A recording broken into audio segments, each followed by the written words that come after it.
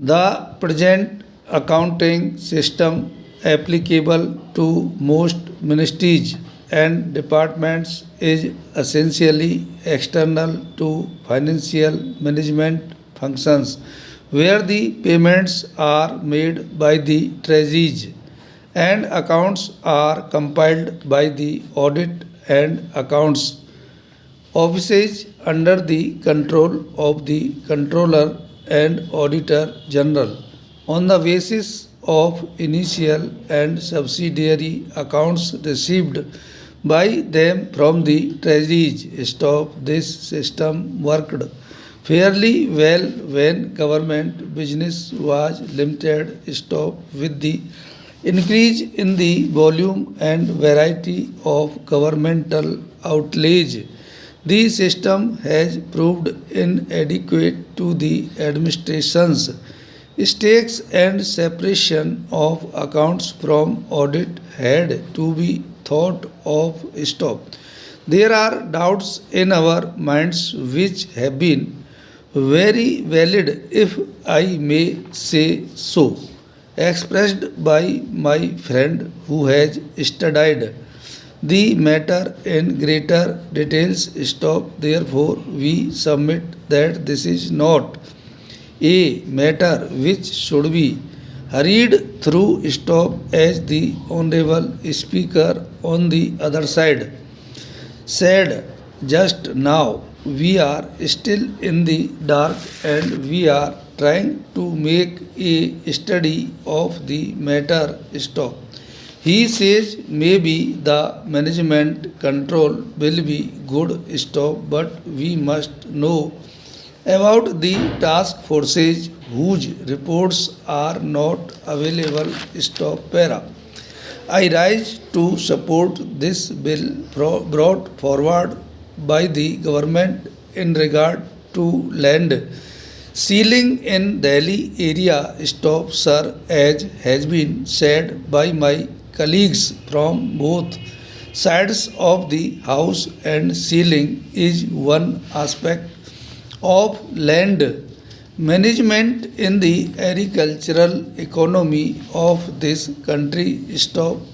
While supporting the bill, I would like to draw the attention of the Honorable Minister, who himself is a knowledgeable person and who knows more about land management, to two important points which occur to me. Stop. One point is that land should be productive in the real sense, so that they may be able to take now not only one crop but two crops as well. Stop. They will be in a position then to generate more surplus for the consumers. Stop. In this connection, the latest reports of the National Sample Survey, the RBI, and Agricultural Census published by his ministry are very bright. Stop. I do not want to go into the details because so many honorable members have shared about this, and the honorable minister is also aware of this. Stop. By and large, what comes out is that a very large number of people are holding small acreages, and therefore it has to be seen whether these large number of people will be able to manage this, and what efforts will have to be put in by the government and the banking system in that regard. Stop. Para. Sir, I was surprised to learn that about 63% of the agricultural population, which contributes goods worth about rupees 1700 crores, needs roughly about rupees 7,000 crores for its consumption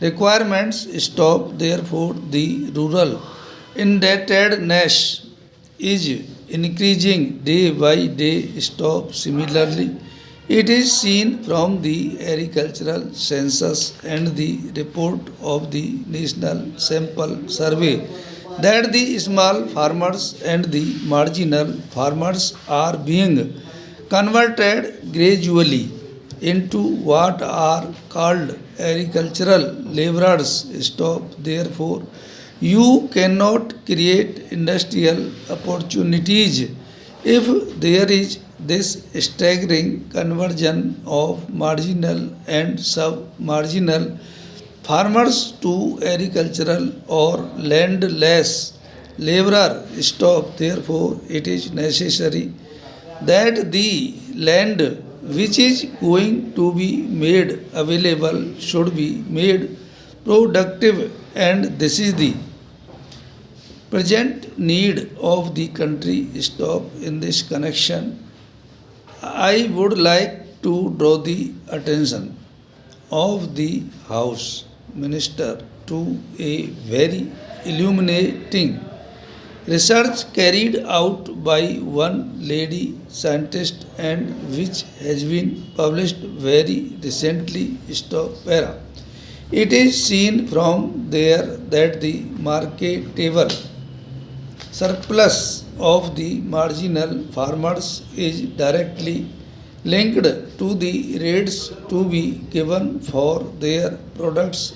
Stop. We see here that whenever the Agricultural Prices Commission advises the government to fix the prices. Stop.